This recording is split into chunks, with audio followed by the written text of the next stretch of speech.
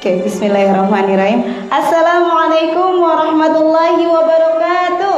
Waalaikumsalam warahmatullahi wabarakatuh. Kurang semangat, sekali lagi. Assalamualaikum warahmatullahi wabarakatuh. Waalaikumsalam warahmatullahi wabarakatuh. Alhamdulillahirabbil alamin. Assalatu wassalamu ala asrafil anbiya wal mursalin wa ala alihi wa sahbihi ajmain, amma ba'du. Puji syukur kehadirat Allah Subhanahu wa taala, berkat rahmat, hidayah serta inayahnya kita dapat berkumpul di sini di Masjid Darussalam dalam rangka kajian ya, ngaji ya, bukan dalam rangka makan-makan, bukan ya, walaupun mungkin ada makanan di depan kita.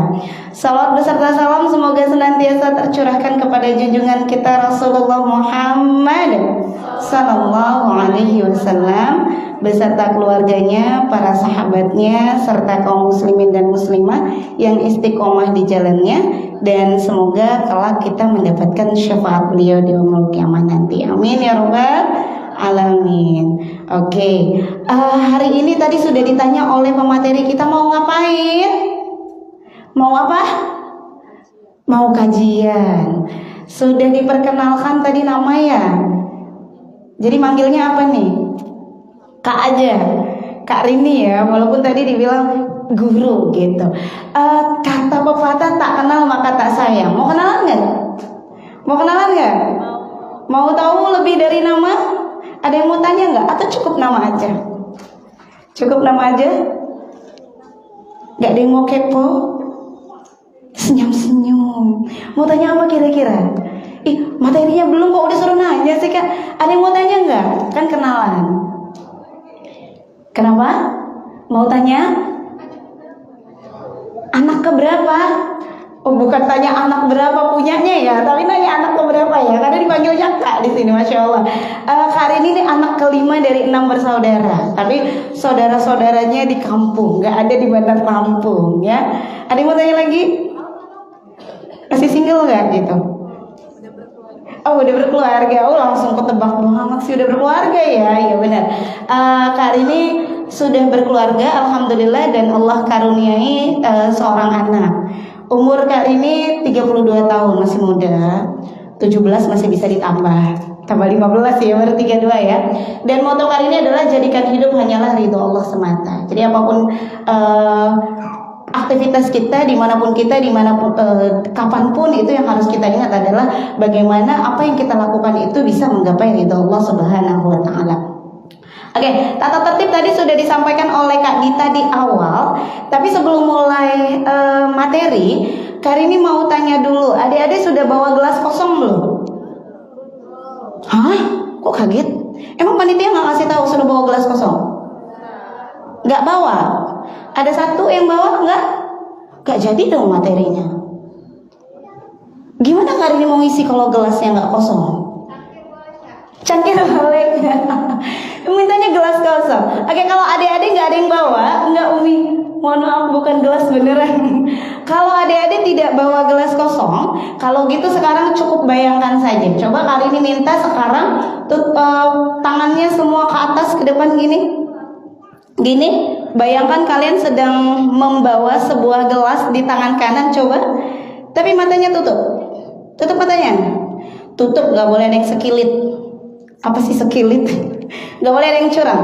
Bayangkan di tangan kanan kalian, tutup matanya. Yuk, sportif. Ikuti dulu baru nanti supaya bisa Kak Rini isi materinya. Bayangkan di tangan kanan kalian itu gelas yang berisi penuh. Kira-kira isi penuh apa airnya? Ada yang airnya air susu? Ada yang teh? Ada yang kopi pahit? Bayangkan itu penuh sampai luber-luber itu gelas, ya. Sekarang tumpahkan ke bawah. Tumpah? Waduh, basah nggak? Oke, boleh buka tangannya. Oke, apa sih maksudnya gelas kosong? Boleh, sudah tangan sudah turun tangannya. Sudah tumpah gelasnya? Sudah kosong belum? Sudah kosong belum? Kan cuman bayang-bayang. Udah kosong belum kalau ditumpahin?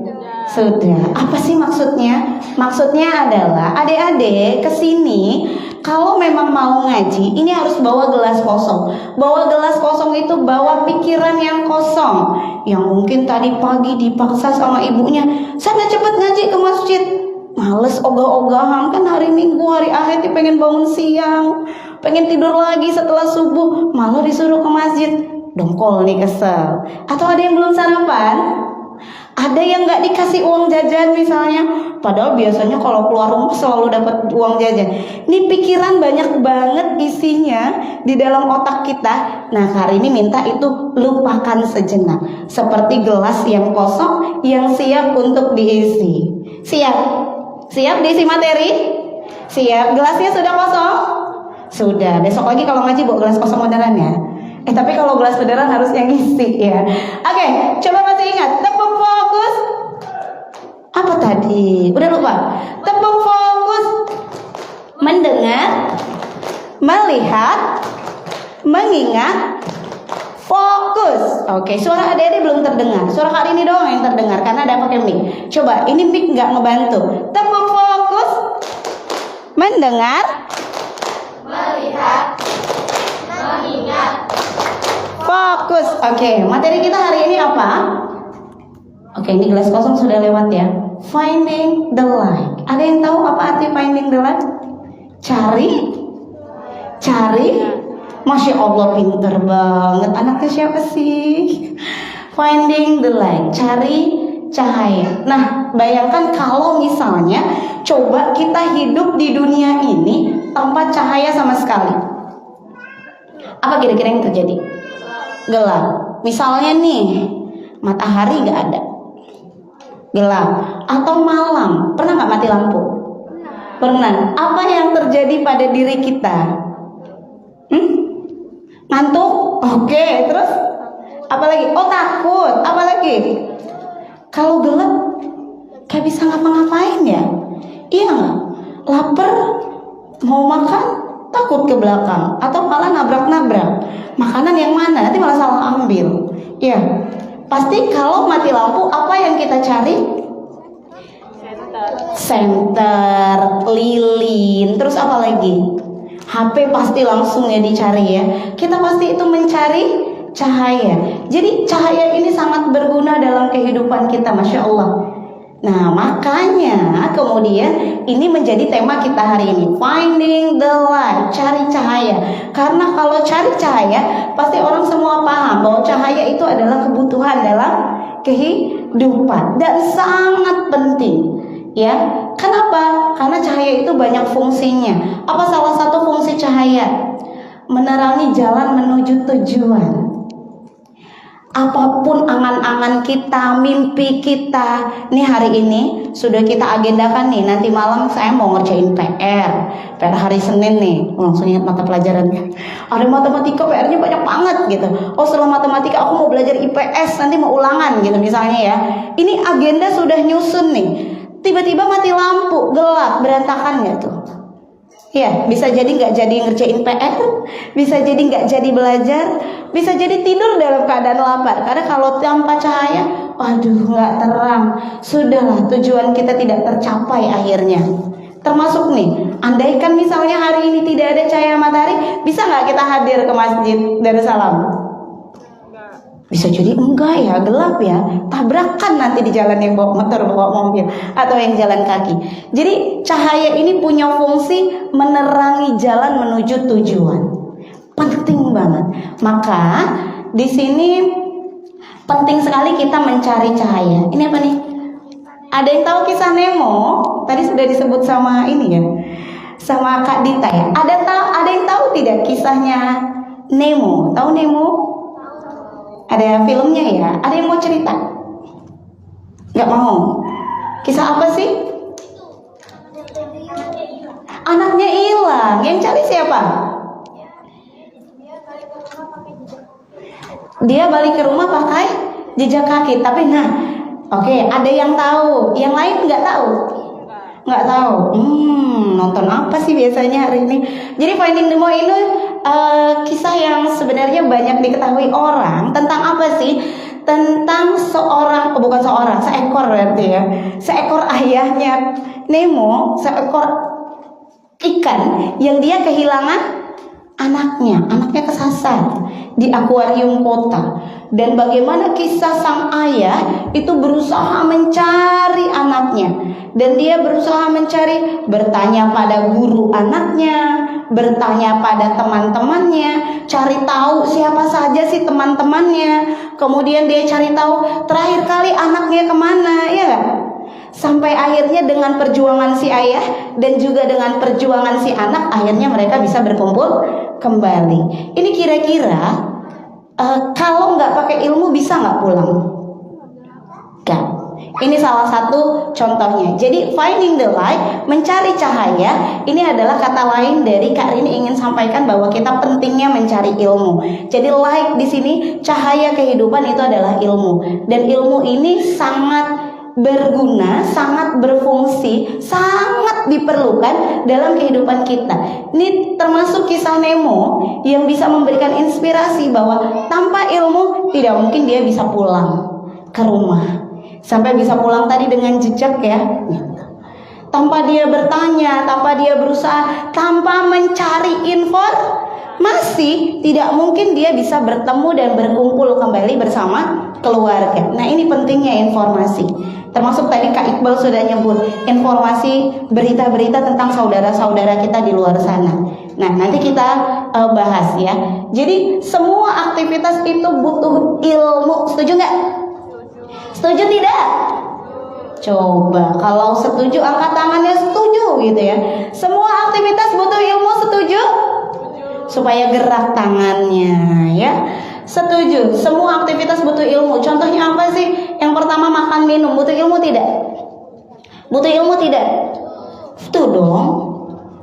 Ya, cara makan dari kecil sudah diingatkan, diajarkan orang tua, TPA, Risma, guru, bahwa makan itu pakai tangan kanan, makan minum harus duduk, makan makanan yang halal. Kita tahu mana yang halal dan tidak halal dari mana? Kalau tidak mencari informasi, kalau tidak mengkaji, ya kan? Ya, sempat viral beberapa waktu lalu ada es krim yang belum ada logo halalnya. Kalau nggak pakai ilmu udah main makan aja tuh. Tapi kalau orang yang berilmu dan ingat dengan ilmu Islamnya, ayo, oh iya, meragukan berarti jangan, iya nggak? Maka semua perlu ilmu. Makan minum perlu ilmu. Tidur perlu ilmu tidak? Hafal doa mau tidur? Hafal? Apa doanya? Tidur ya. Oh enggak, jangan ya. Pinter semuanya bisa jawab ya. Tidur juga perlu ilmu.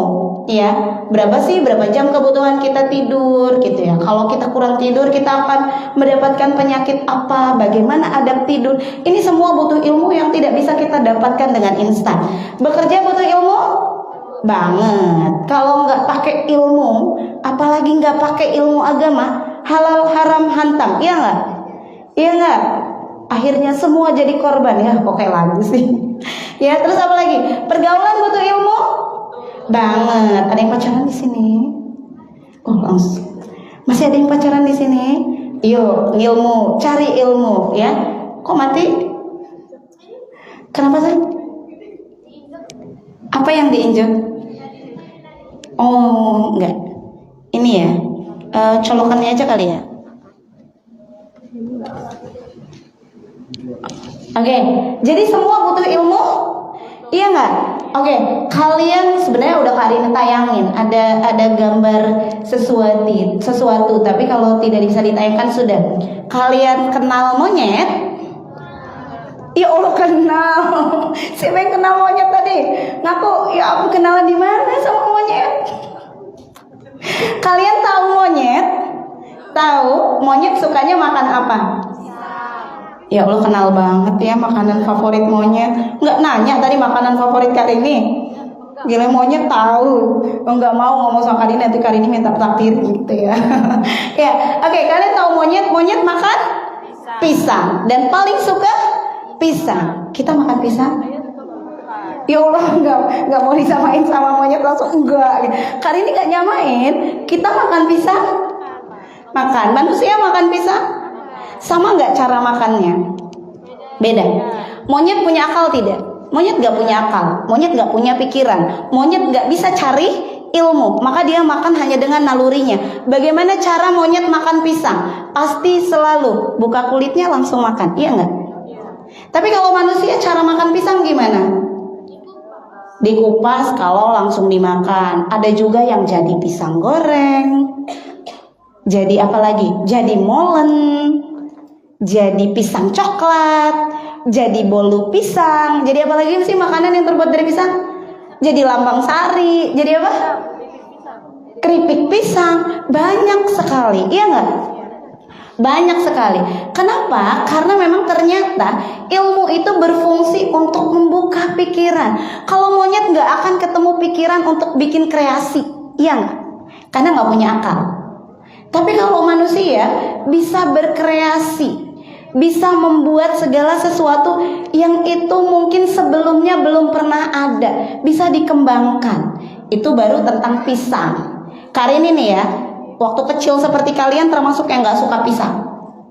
Dan itu gak dibuat-buat, karena kalau makan pisang yang cuma langsung dimakan ya, itu di sini kayak mau keluar lagi.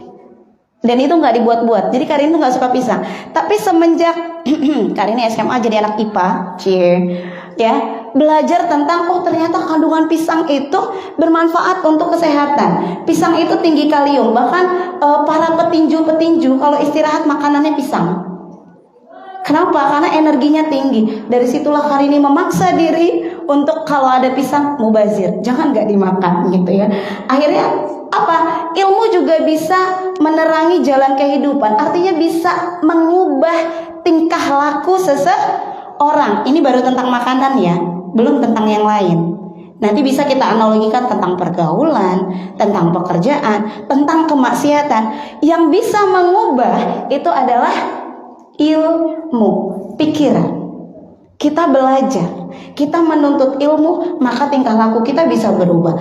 Pikiran kita bisa terbuka dan jalan kehidupan kita bisa diterangi. Jadi ilmu itu ibaratkan cahaya. Nah, ini baru tadi ya temennya yang kenal tadi.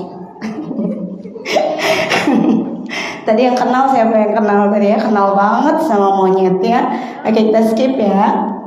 Nah, nanti kalian ngiler lihat makanannya. Ini satu lagi, kenal juga dengan ini. Apa nih? Oh, kenal. Udah kenalan ya? Kali ini belum kenalan sih, cukup tahu. Ini gambar apa?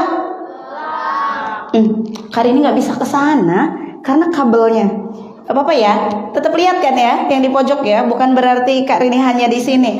Ini gambar apa? Elang. Jadi ada sebuah kisah. Kita ambil nanti motivasinya. Ada kisah telur elang yang tersasar di tempat pengeraman ayam. Maka kemudian telur itu menetas bersama anak ayam. Ketika dia melihat dunia pertama kali, maka si anak elang melihat induk ayam. Maka dia menganggap induk ayam itu adalah induknya. Iya nggak? Wajar nggak sih? Wajar. Walaupun sebenarnya tubuh dia berbeda dengan tubuh kakak adiknya yang dia anggap kakak adik. Maka si elang ini karena memang dia dalam pengasuhan induk ayam, maka dia berperilaku ya selayaknya ayam. Makan di bawah ya, tidak bisa terbang. Dia tidak mencoba untuk terbang. Dia mengikuti apa yang diajarkan oleh induk ayam karena dia menganggap itu ibunya. Dan yang lain adalah kakak adiknya. Makan bersama, makan beras, koar-koar apa sih biasanya ayam? Koar-koar pasir gitu ya.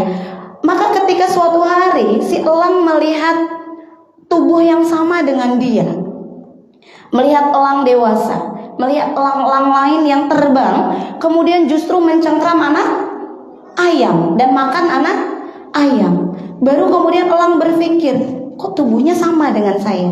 Ini bukan berpikir sih ya, ini cuma cerita. Sebenarnya elang nggak bisa mikir. Ya, ini cuma cerita. Maka dia mencoba mengepakkan sayapnya, ternyata dia bisa terbang. Berbeda dengan ayam yang terbangnya hanya pendek. Nah, nih, kenapa selama ini dia tidak mencoba terbang? Karena nggak ada informasi, iya nggak?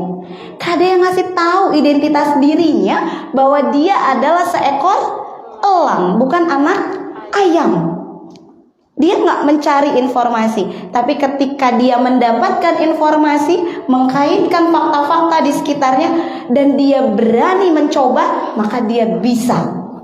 keluar dari kebiasaannya selama ini. Dan kita harus ambil hikmahnya dari cerita elang. Mungkin kita juga begitu.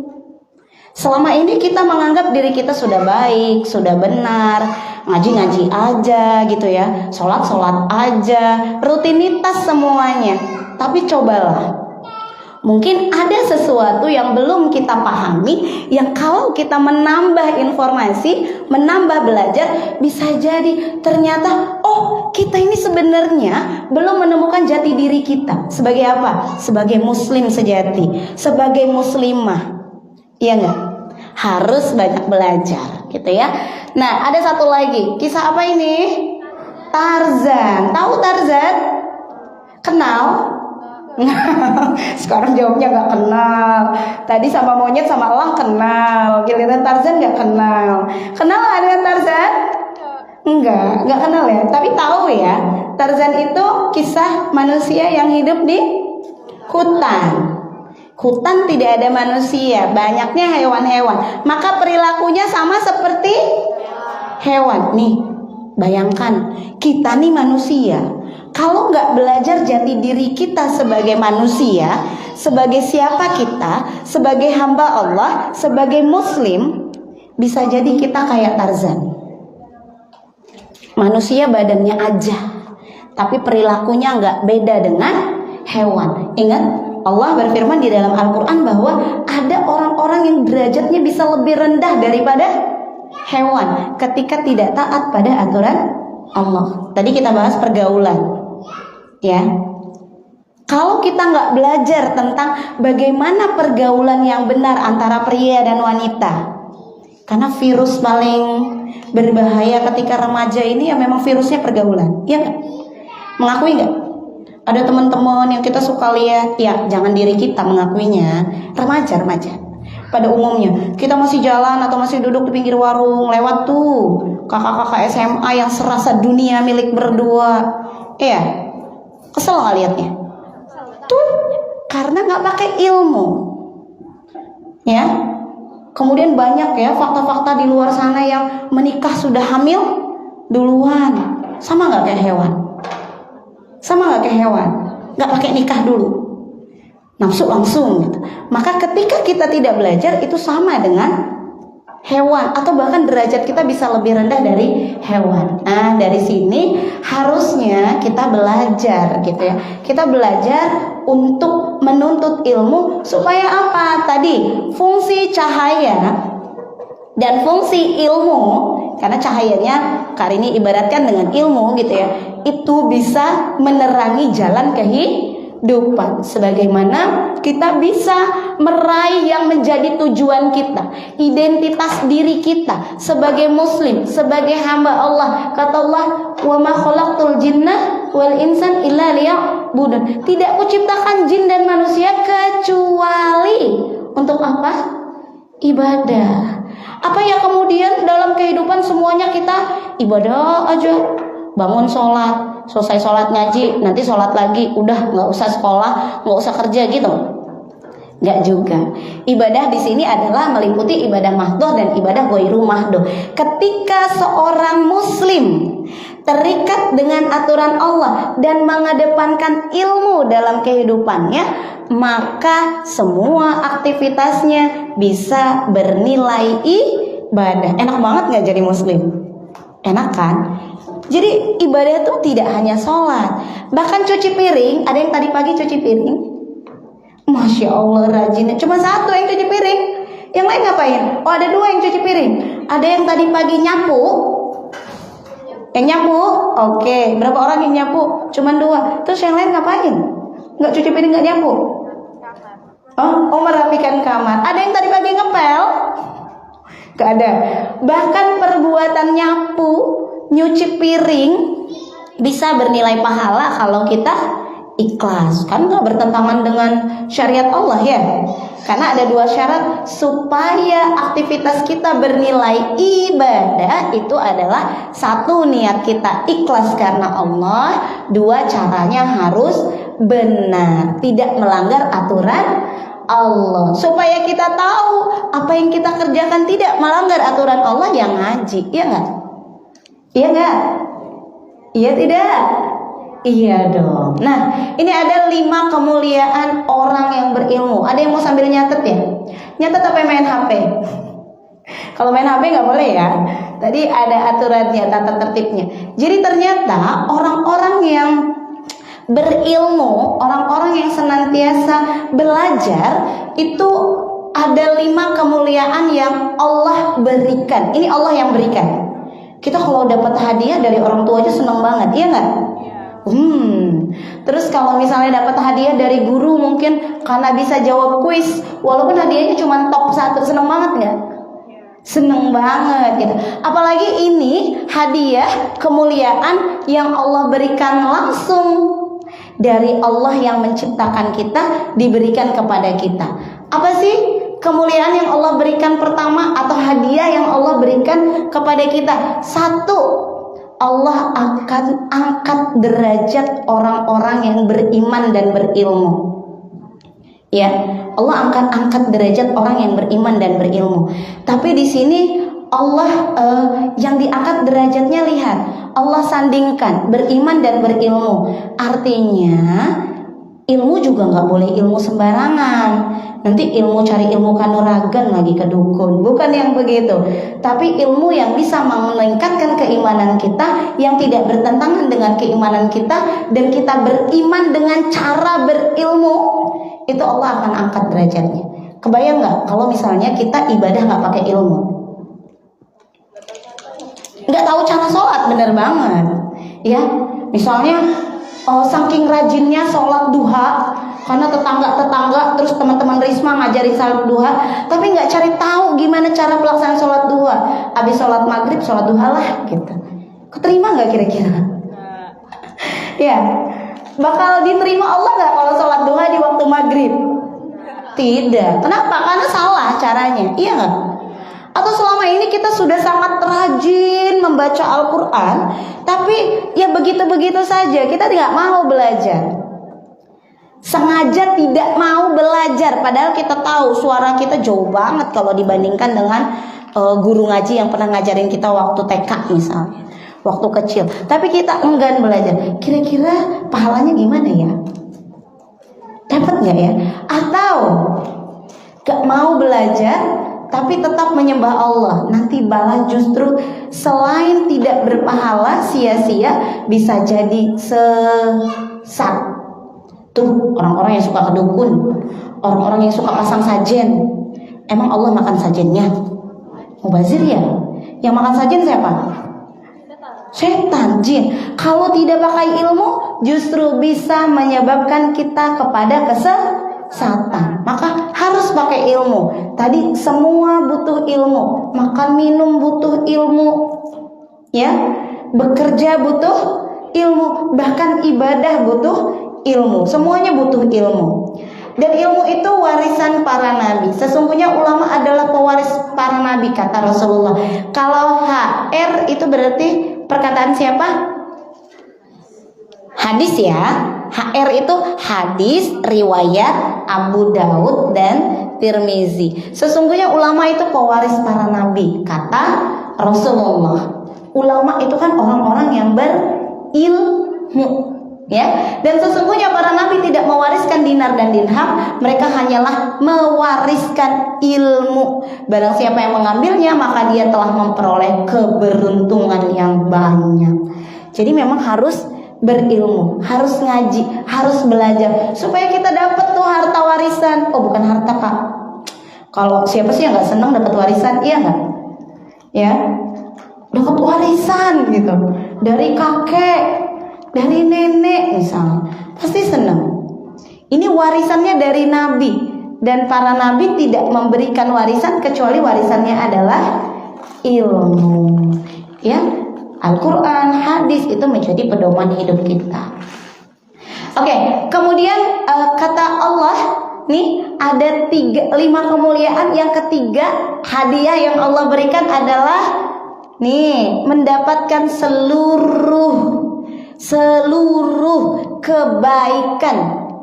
Ya, man yuridillahu bihi khairan yufaqihu fid din. Jadi barang siapa yang menghendaki mendapatkan seluruh kebaikan, siapa yang mau dapat kebaikan? Coba dong angkat tangannya yang semangat. Siapa yang mau dapat kebaikan? Nah, biar nggak pegel tangannya di bawah aja dari tadi. Ya, kalau mau dapat kebaikan kata Rasulullah, pahami agama. Jadi kalau dari tadi kita bahas ilmu, tentu saja yang utama itu adalah ilmu agama, ya. Tuh, kalau kita mau dapatkan seluruh kebaikan. Yang keempat, investasi tiada rugi. Tahu investasi? Tahu investasi nggak? Apa sih investasi? Oh, kayak saham gitu, naruh duit, terus tahu-tahu duitnya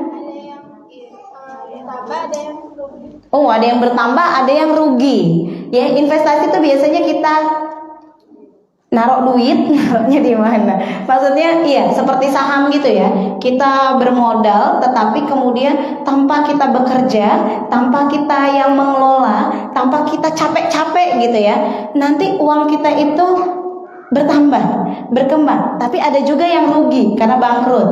Ternyata dengan kita menuntut ilmu dan mengajarkan ilmu ya, maka ini adalah investasi yang akan terus berkembang dan tidak akan pernah rugi. Ingat kata Rasulullah, ketika seseorang mati maka akan terputus semua amalannya, gak akan dapat pahala lagi kecuali tiga hal. Satu, doa anak yang solih. Ini kalau orang tua kita meninggal, ada orang tuanya sudah meninggal. Kalau orang tua sudah meninggal, seseorang meninggal, nggak bisa lagi tuh dia sholat, nggak bisa lagi tuh dia sodako, nggak bisa lagi tuh dia masak terus bagi makanannya ke tetangga, iya nggak? Yang kira-kira dapat pahala. Nggak bisa lagi tuh dia nyuapin anaknya atau misalnya masak untuk keluarganya, apapun itu yang tadi bernilai pahala semuanya, tidak bisa dia menambah pahalanya kecuali dari tiga hal. Satu, doa anak yang solih. Tuh anaknya kalau solih baru doanya diterima. Ya, tapi kalau anaknya nggak solih nggak bisa diterima doanya. Doa orang yang bermaksiat mana mau Allah kabulin, ya nggak? Maka pasti ya, kalau kita ingat doa anak yang solih adalah investasi orang tua kita. Pengen nggak jadi anak solihah? Mau nggak jadi anak solihah?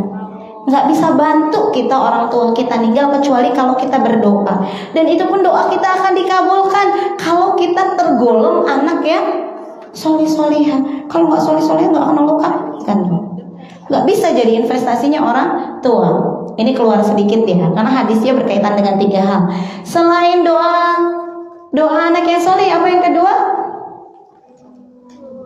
Amal jariyah ya, sodakoh, yang dia ketika dikeluarkan hartanya ketika dia hidup, kemudian mungkin dibangunkan masjid, dibangunkan jalan, sarana yang akan dipakai orang dalam waktu yang panjang, sehingga ketika orang yang berinfak tadi meninggal, jalan masih dipakai, masjidnya masih dipakai, pahalanya masih terus mengalir. Nah itu sedekah jariyah. Kemudian yang ketiga ini berkaitan dengan menuntut ilmu, berkaitan dengan mengajarkan ilmu.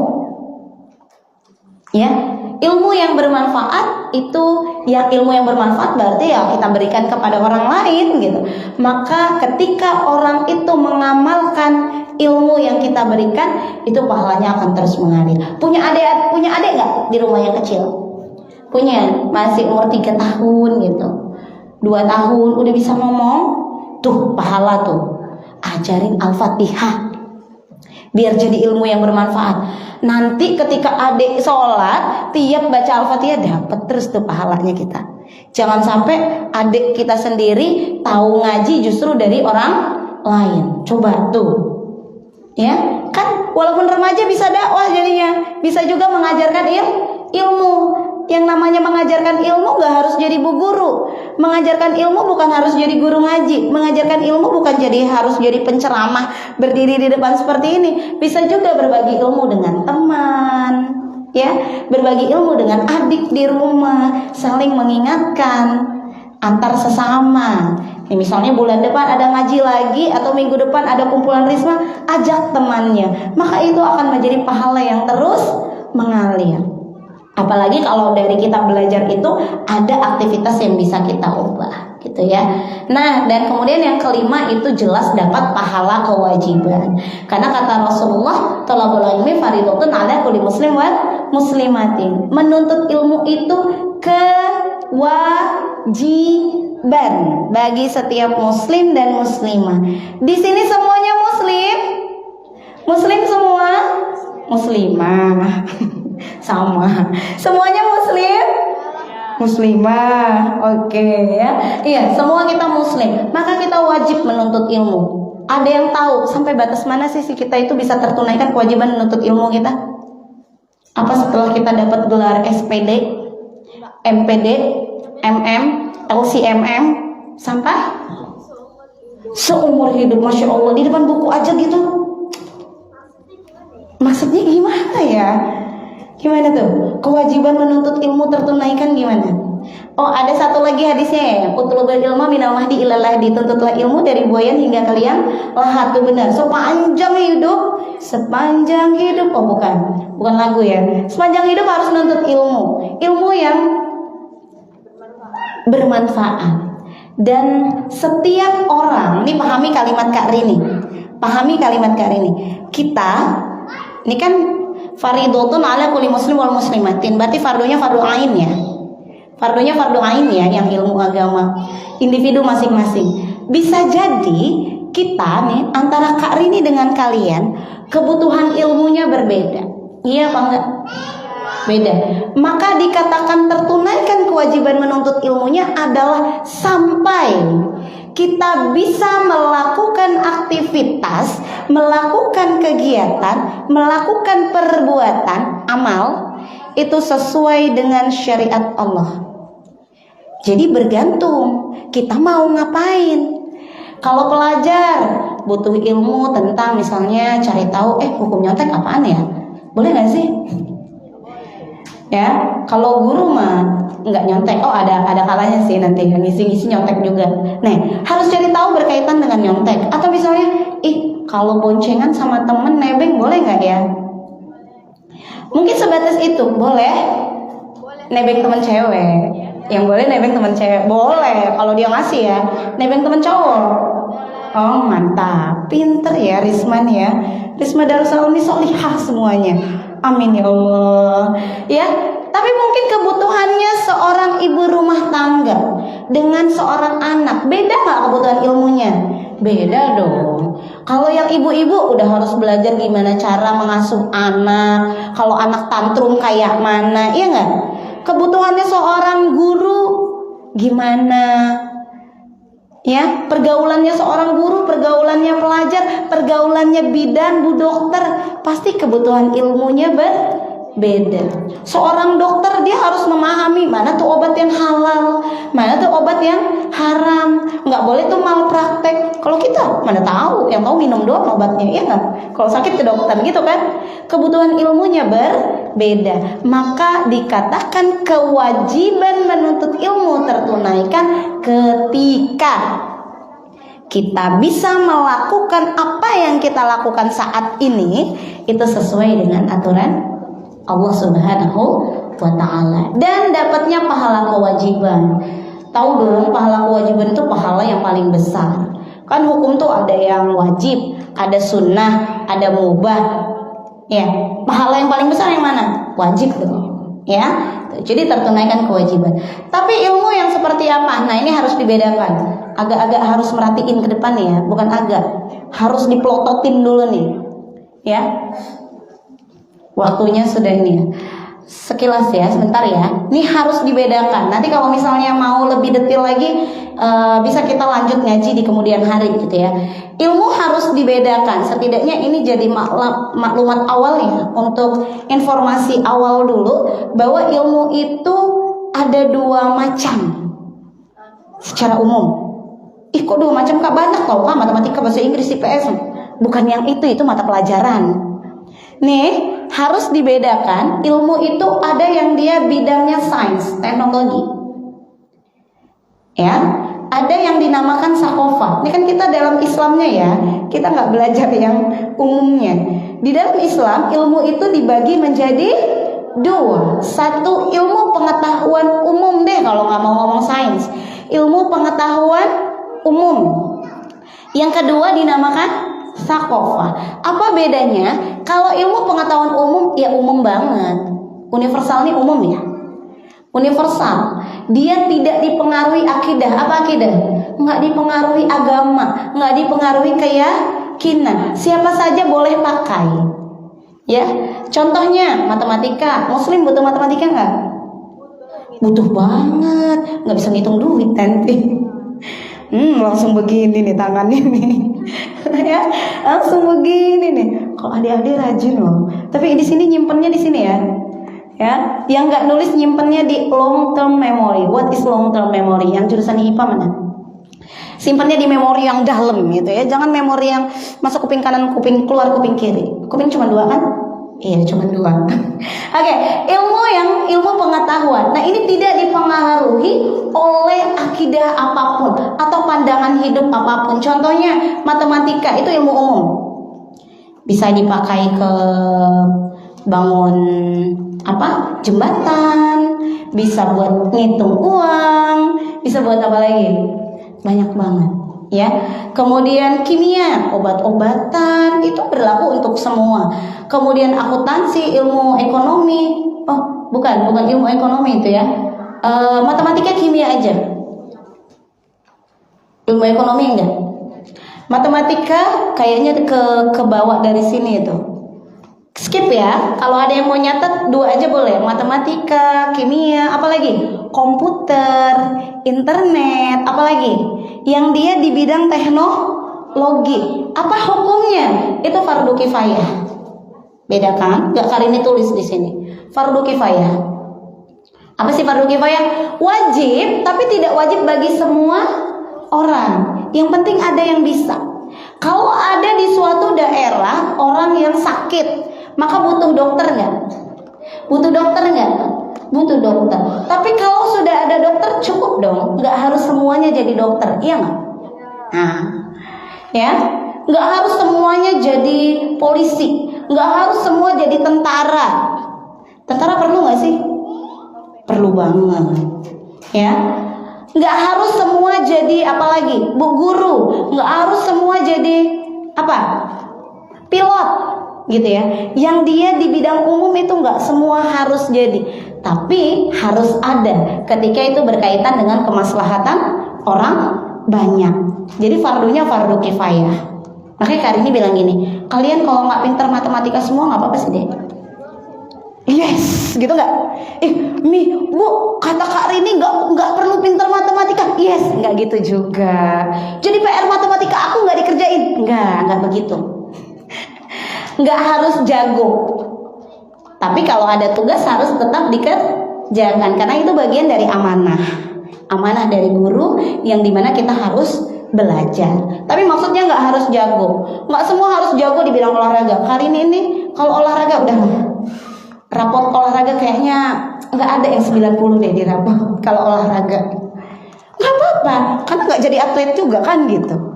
Tapi tetap kita harus menuntut ilmunya ketika kita memang masuk di dalam lembaganya yang ada mapel itu ya gitu. Tapi untuk amanah, untuk menuntut ilmu fardu kifayahnya saja. Tapi nggak harus jago. Tapi berbeda dengan sakofah nih. Apa sih sakofah? Ilmu yang dipancarkan dari akidah, ilmu agama. Ini termasuk ekonomi. Mohon maaf, ini harusnya keseretnya ke sini. Tapi Kak Rini karena menambahkan ini kayaknya jadi ke sana dia. Ekonomi itu termasuk sakofah sebenarnya. Kalian pernah dengar ekonomi Islam? Ekonomi Islam nggak pernah dengar? Aduh, berarti harus ngaji lagi. Ya, apalagi bahasa itu termasuk sakofah. Ya, gampangnya gini deh, agama deh, gitu ya. Itu agama Kristen itu sakofah. Kalau sakofah Islam, maka ini wajib fardu ain. Seperti yang Kak ini sampaikan tadi. Kita harus sampai yakin apa yang kita lakukan itu sesuai dengan agama keyakinan kita. Aturan Allah Subhanahu wa Ta'ala. Sehingga apa yang kita lakukan adalah akan bernilai ibadah dan pahala. Nah, nih adik-adik, ini coba baca. Ini perkataan siapa? Imam Syafi'i. Satu orang dia yang baca supaya suaranya beda. Oke, coba bacakan hadisnya. Sesungguhnya kehidupan pemuda itu ya Allah hanya dengan ilmu dan takwa, memiliki ilmu dan takwa. Karena apabila yang dua hal itu tidak ada, tidak dianggap hadir dalam kehidupan. Imam Syafi'i. Ya, ini perkataan Imam Syafi'i. Jadi kalian pemuda? Pemuda bukan? Tapi kan masih muda. Apa mau dibilang orang tua? Oh, pemudi. Oke deh, pemudi yang di sana. Iya, yang muda, yang remaja. Pemuda itu sampai umur 40-an ya. Dari remaja hingga 40-an itu masih tergolong muda. Maksudnya pemuda itu yang muda, yang berenergik, yang energinya tidak akan mungkin bisa disamakan dengan energinya bayi, dan tidak akan mungkin bisa ditandingi oleh energinya orang lansia. Maka energi yang paling kuat itu adalah ada pada pemuda, termasuk kalian semua yang duduk di sini. Ya, kata Imam Syafi'i, tidak dianggap hadir tuh kalau ada pemuda yang tidak berilmu dan bertakwa. Pasti di sini berkaitan dengan ilmu yang dia dikaitkan dengan ketakwaan kepada Allah. Nah, jadi dari sini Kak Rini mengajak, ayo, ini karena perdana, jadi dipilihkan materinya untuk kita harus semangat apa? Menuntut ilmu, menggali segala informasi yang bisa meningkatkan keimanan kita, meningkatkan ketakwaan kita, sampai kita yakin apa yang kita lakukan Allah ridho. Apa yang kita lakukan nilainya pahala, bukan dosa. Jadi jangan sampai kita melakukan sesuatu tuh ragu-ragu. Ya, kita yakin pahala nih yang kita dapatkan. Termasuk tadi Kak Iqbal sudah spill tentang apa yang terjadi pada saudara-saudara kita sekarang di Palestina. Ada yang kalau buka TikTok yang keluar adalah saudara-saudara kita di Palestina, atau cuma joget-joget aja. Nah, nih harus update. Jadi menuntut ilmu itu bukan berarti harus ngaji pakai meja, bukan. Termasuk update segala informasi yang berkaitan dengan perkembangan Islam, itu juga termasuk ilmu. Dan kita harus tahu bagaimana sikap kita seharusnya berada di posisi pro-Zionis atau pro-Palestina. Ada yang Muslim pro-Zionis nggak ngaji tuh, kurang tuh informasinya tuh, kurang tuh belajarnya gitu. Harus belajar. Tapi kalau bahas Palestina kita akan panjang nanti ya. Kapan nanti ada waktu lagi bolehlah kita bahas ya sejarahnya, supaya kita bisa memahami bagaimana kondisi saudara-saudara kita di sana. Tapi setidaknya apa yang di-spill oleh Kak Iqbal tadi dan Kak Rini, harusnya ini jadi motivasi. Oh iya ya, kan kita saudara, berarti kita harus tahu dong kabar saudara kita, walaupun di belahan negeri yang lain. Karena kata Rasulullah, Muslim itu bersaudara. Muslim itu ibarat satu tubuh. Ketika salah satu anggota tubuh sakit, maka yang lain harusnya juga merasakan sakit. Kita kalau sakit di jari, biasanya yang jerit yang mana? Mulut kan gitu. Nggak mungkin tangan bisa jerit. Harusnya yang lain juga merasakan sakit. Begitu pula apa yang harusnya kita lakukan, kita juga harus belajar. Cari informasi, cari ilmu, bagaimana sikap kita seharusnya dan apa yang bisa kita lakukan untuk saudara-saudara kita di Palestina. Nah, mudah-mudahan itu menjadi motivasi untuk kita. Ayo semangat ngaji, ya, ngaji dimanapun, kapanpun, tetap semangat untuk menuntut ilmu. Kali ini mau tes ingatan karena sudah mulai penuh catatannya nih. Kali ini punya tes ingatan ya. Fokus ya, nggak perlu banyak mikir, ya nggak perlu banyak diasah, yang penting jawab. Ada seseorang yang punya kulkas di rumah biasa, dan ingin memasukkan seekor jerapah ke dalam kulkas. Apa yang harus bisa dilakukan? Langsung jawab. Langsung masuk. Oh, udah pernah dapet nih kayaknya nih. Ada sendiri deh kalau kayak gitu deh. Apa yang harus dilakukan? Jerapah tuh gede loh, bisa nggak masuk kulkas? Bisa. Nggak usah ribet mikir. Buka tutup kulkasnya, masukin jerapahnya, udah beres. Kan cuma masukin aja, nggak usah mikir jerapahnya gede. Oke, kemudian Kak Rini mau masukkan gajah ke dalam kulkas. Apa yang harus dilakukan? Wah, udah mulai pinter nih. Buka tutup kulkasnya, Keluarin dulu gajahnya baru, oh salah, keluarkan dulu jerapahnya baru masukkan gajah. Oke. Jadi sekarang juga harus begitu ya, belajar untuk berpikir simpel. Dan kita harus belajar untuk selalu menuntut ilmu. Dan kalau ada satu hukum, satu ilmu yang kita ketahui, jangan mikir panjang lebar, lakukan.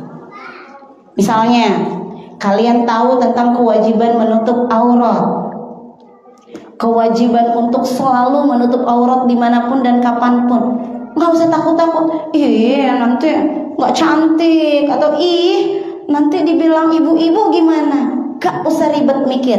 Tahu kalau itu wajib, lakukan. Paham? Ya. Tadi di spill, boleh nggak sih nebeng? Boleh kalau cewek, kalau cowok nggak boleh. Kayak mana dong kak? Aku selalu ditebengin. Gak usah ribet mikir. Tahu kalau boncengan sama cowok apa? Dosa apa pahala?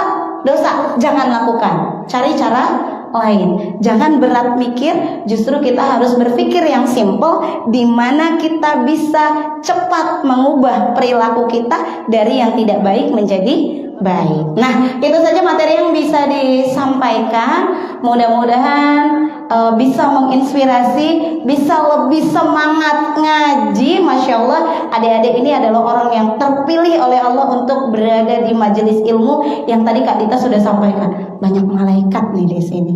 Karena kita di majelis ilmu, bukan di majelis yang suka maksiat. Semangat ngaji. Semangat, semangat, kurang semangat loh itu. Semangat ngaji, semangat. Langsung Allahu Akbar, coba ya. Semangat ngaji, semangat. Allahu Akbar. Oke, itu saja yang bisa disampaikan. Kak Rini tutup. Wassalamualaikum warahmatullahi wabarakatuh.